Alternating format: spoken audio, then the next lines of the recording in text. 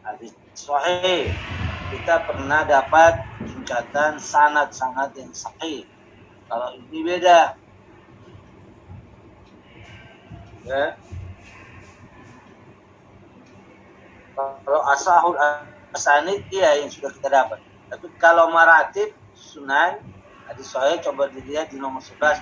Marra bina anna ba'dal ulama dzakaru asahal asanid indahum. Adalah kita bahas terkait dengan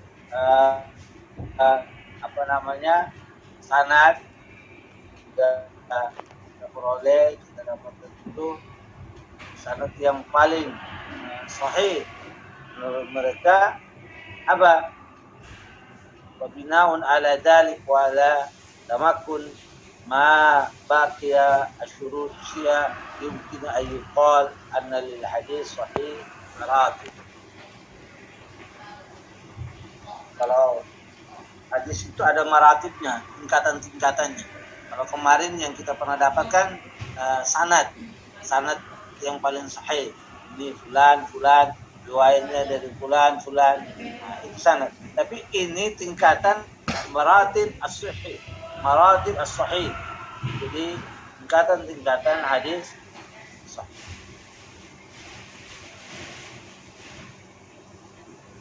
Marabina anna ba'dal ulama dzakaru asahul asanid. Nah, tadi saya bilang sudah dilewatkan ulama menyebutkan tentang sanad-sanad yang paling sahih. Sekarang kalau kita lihat maratib as-sahih martabat. Tingkatan pertama apa? Adalah fa'a'la maratibu makana amruhu Rasulullah sallallahu alaihi wasallam. Jadi tingkatan yang paling tinggi itu fa'a'la maratibu makana marwiyan bi isnad min asal asanid seperti Malik An-Nafi' an Ibnu Umar. Malik Nafi' Abdullah Umar.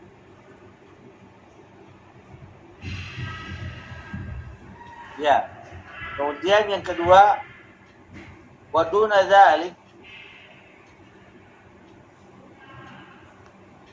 رتبه ما كان مرويا من طريق رجال هي أدنى من رجال إسناد الأول رواية حماد بن سلمة عن ثابت عن أنس رضي الله عنهم أجمعين.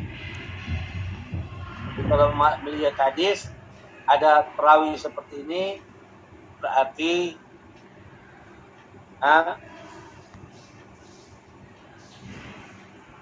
yang istilahnya ingin ditepuh maratibnya. Di sini ada Hamad bin Salamah an Sabit an Anas. Ada juga kata berikutnya adalah Suhail bin Abi Salih an Abi Hurairah. Berarti ini juga masuk kepada rincian bahwa hadis-hadis sahih itu pertama urutan ya, ada kalau lihat di buku ada 7 Mattafaq alaihi Bukhari wa Muslim, yang disepakati kesahihannya oleh Bukhari dan Muslim. Yang pertama. Jadi kalau Bukhari dan Muslim sudah mensahihkan hadis itu berarti tingkatan derajat hadis sahih yang paling tinggi. Kalau Bukhari dan Muslim meriwayatkan. Yang kedua, sum'an farada bihil Bukhari. Ya.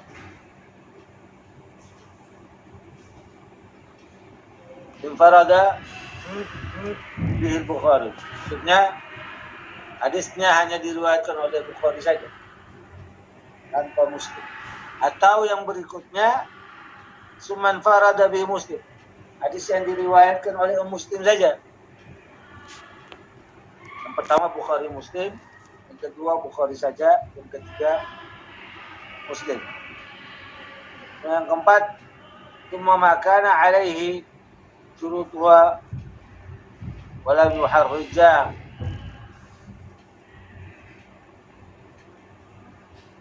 Yang keempat adalah hadis yang sesuai dengan syarat Bukhari dan Muslim Namun Imam Bukhari dan Muslim tidak meriwayatkan dalam kitab mereka. Syaratnya sesuai dengan syarat Sahih Bukhari dan Muslim. Ingat ya, maratib urutan hadis sahih. Pertama, hadis yang diriwayatkan oleh Bukhari dan Muslim, muttafaqun alaih. Yang kedua, yang ditaklukkan oleh yang kedua tingkatannya adalah Bukhari. Kemudian yang ketiga, Muslim, diriwayatkan oleh Muslim. Yang keempat, hadis yang sesuai dengan syarat Bukhari dan Muslim. Jadi sesuai dengan syarat Bukhari dan Muslim. Kemudian yang berikut, hadis yang sesuai dengan syarat Bukhari, namun tidak termasuk Muslim. Kemudian hadis tingkatan berikutnya adalah sesuai dengan syarat Muslim, namun belum dikeluarkan atau diriwayatkan oleh Imam Muslim. Dan yang ketujuh, maratib adalah hadis yang disahihkan imam hadis setelah selain Bukhari, Muslim, dan tidak memenuhi syarat keduanya, seperti oleh Ibu Huzaimah dan Ibnu Hibban. Jadi itulah maratib as-sahih, maratib as-sahih Bukhari, Muslim. Yang ketujuh apa Ustaz? Yang ketujuh itu hadis yang disahihkan oleh imam-imam hadis,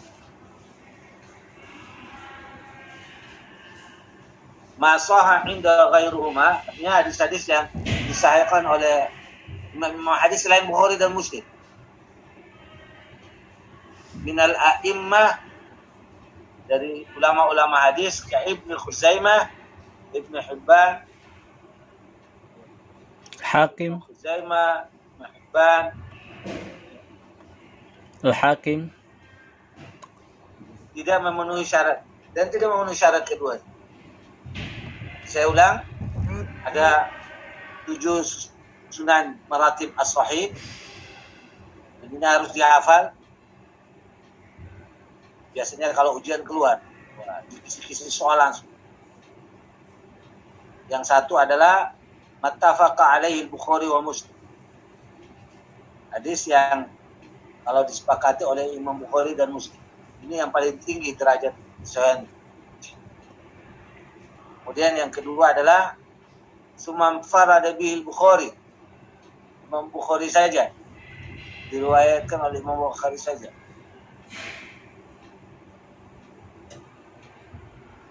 Dan man farada bihil Muslim, yang ketiga, hanya diriwayatkan oleh Imam Muslim. Man farada bihil Muslim, hanya diriwayatkan oleh Imam Muslim. Yang kelima, tabaha, yang keempat tadi, apa yang keempat dulu? Cuma makana ala syartihima walam yukharrija. Yang keempat itu hadis yang diriwayatkan berdasarkan syarat Bukhari dan Muslim, tapi tidak dikeluarkan oleh Bukhari dan Muslim. Tolong dipahami yang keempat ini, hadis yang sesuai dengan syarat Bukhari Muslim, tapi keduanya tidak meriwayatkan hadis itu. Kalau dilihat, dilacak, oh syarat-syaratnya ya seperti apa yang disampaikan oleh Imam Bukhari.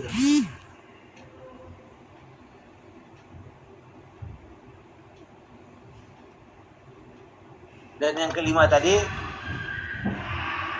summa makana ala syartil Bukhari wa lam yukharrijah.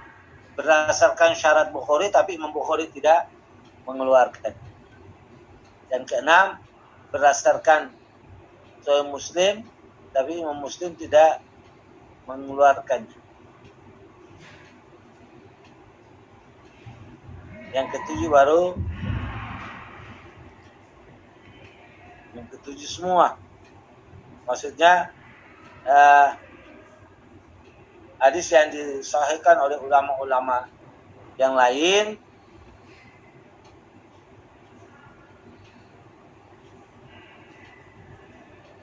hadis yang disahihkan oleh ulama-ulama hadis lain selain Bukhari dan Muslim dan memenuhi syarat keduanya, ya. Inda ghairi ma min al-a'immah. Seperti kitab Ibnu Khuzaimah. Kemudian ada lagi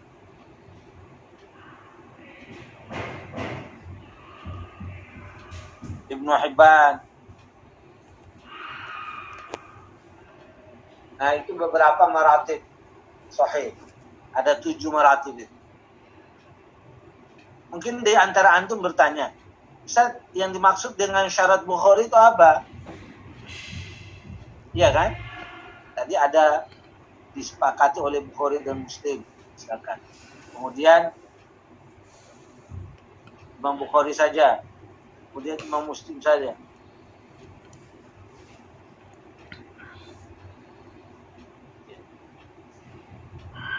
Jadi harus tahu juga yang disebut dengan syarat Bukhari Muslim itu apa. Poin selanjutnya itu lam yufsih asy-syaikhani an sarti syaratahu au ayyanahu ziyadata ala syurut al-muttafaq alaiha fi sahih. Imam Bukhari dan Imam Muslim wafillah belum pernah menentukan di dalam kitab mereka, ini loh syarat-syaratnya sahih itu begini-begini. Ini hadis ini sahih karena syaratnya ini. Ini hadisnya sahih syaratnya begini. Imam Bukhari tidak seperti itu.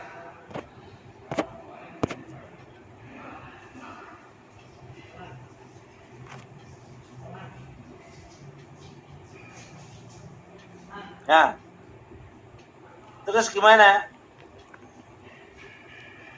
Ada menyebutkan syarat tadi berdasarkan syarat keduanya, berdasarkan syarat Bukhari atau berdasarkan syarat Muslim.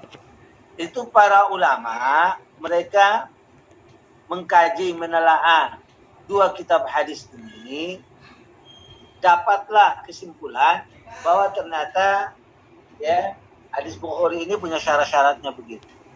Contoh sanadnya bersambung, itu bla bla yang pernah didapatkan itu. Jadi keduanya tidak menetapkan, apa syarat. Tapi yang menetapkan atau membuat syarat Bukhari Muslim itu adalah ulama-ulama yang mengkaji hadis. Ketika mereka mengkaji hadis, mereka temukan, oh ini syarat-syaratnya. Ya, ini adalah syarat-syarat. Jadi kalau mengkaji dulu, membaca dulu kitab Sahih Bukhari, Sahih Muslim, ditemukan syarat-syarat itu. Coba bisa dilihat. Lakin al-bahithin min al-ulama zahara lahum man at-tatabbu' wal istiqra' li asalibiha ma dhannahu kullu minhum annahu syartuhuma aw syartun wahidun minhum. Lakin al-bahithin itu ulama-ulama yang membahas, mengkaji 2 kitab sahih ini ya, menelaah sampai mereka menemukan syarat-syarat itu. Bagaimana Imam Bukhari dalam meriwayatkan hadis, bagaimana Imam Muslim dalam meriwayatkan hadis. Jadi itulah yang sehingga disebutkan sebagai syarat ya, Bukhari dan syarat Muslim. Jadi keduanya tidak menetapkan syarat-syarat dalam kitab mereka. Baik, sampai kita selesaikan hadis sahih ini. Kemudian poin berikut, makna qauluhu muttafaqun alaih. Ini gampang, sering kita dengar kan? Antum baca hadis, di bawahnya tertulis muttafaqun alaih. Haraf li. Saat kita membaca hadis, di bawah hadis biasa sering terdapat muttafaqun alaih. Di kitab kitab Riyadhus Shalihin itu banyak. Biasa kan bahwa Imam Nawawi rahimahullah selalu juga mencantumkan bahwa hadis itu muttafaq alaih. Apa maksud dengan muttafaqun alaih? Idza qala ulama'ul hadis an hadis muttafaqun alaih. Apabila ada ulama yang mengatakan ini hadis muttafaqun alaih. Muttafaqun alaih. Ai ittifaq syaikhaini ala sihhati. Maksudnya adalah dua ulama hadis ini sepakat bahwa hadis itu sahih. Jadi kalau terdengar hadis muttafaqun alaih atau di saat dibaca hadisnya kemudian muttafaqun alaih, maka yang dipahami adalah apa? Hadis itu disepakati oleh Imam Bukhari dan Imam Muslim bahwa hadis tersebut sahih. La ittifaqul ummah, bukan sepakatnya umat, bukan. Karena kata muttafaq itu artinya sepakat. Kata muttafaq itu kan artinya sepakat. Tapi kalau dalam hadis muttafaqun alaih, maksudnya disepakati oleh Imam Bukhari dan Imam Muslim terkait hadis itu sahih. Terakhir adalah hal yustaratu fi sahih an yakuna azizan. Apakah disyaratkan bahwa hadis sahih itu harus aziz?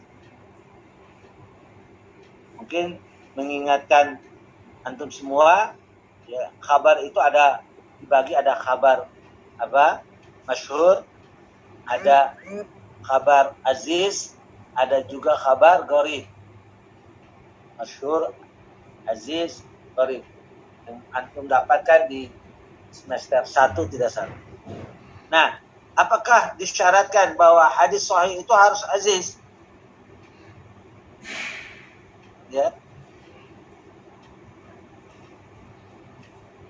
As-sahih artinya pendapat yang benar, ya, tidak disyaratkan hadis sahih itu harus aziz. Tidak disyaratkan. Bila jadi ya hadis sahih dia masyhur, bila jadi dia apa gharib misalkan. Karena maksud dengan masyhur itu kalau hadis itu diriwayatkan oleh berapa sanad, yang paling sedikit banyak, ya kan? Lebih dari 3. Ya. Di antara sekian sanad itu yang paling kecil 3 udah disebut masyhur. Kalau aziz ya, diriwayatkan oleh 2 orang paling sedikit. Maksudnya dalam jalur itu ada 2 periwayat, maka disebut dengan aziz. Dan yang ketiga, ya, yang disebut tadi apa? Gharib. Dalam hadis gharib pun, ya, maksudnya kata istilah gharib itu kalau diriwayatkan oleh 1 orang saja. Gharib itu 1, kemudian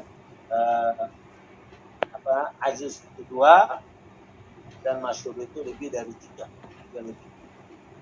Nah, kalau misalkan pendapat itu bahwa tidak mesti pakai syarat hadis sahih itu harus aziz, tidak. Karena sesungguhnya di dalam kitab Sahih Bukhari maupun dalam Sahih Muslim terdapat hadis-hadis sahih yang gharib gitu. Contohnya kan hadis innamal a'malu binniyat. Itu kan hadis gharib atau hadis fard. Hanya diriwayatkan oleh Umar bin Khattab radhiyallahu anhu. Tapi dia sahih. Gitu. Tapi dia dikategorikan sebagai hadis sahih. Baik, ikhwafillah. Mungkin ada yang mau bertanya, kita cukupkan selesai hadis sahih. Temuan berikut adalah hadis hasan. Ada yang mau ditanyakan? Tafadhol.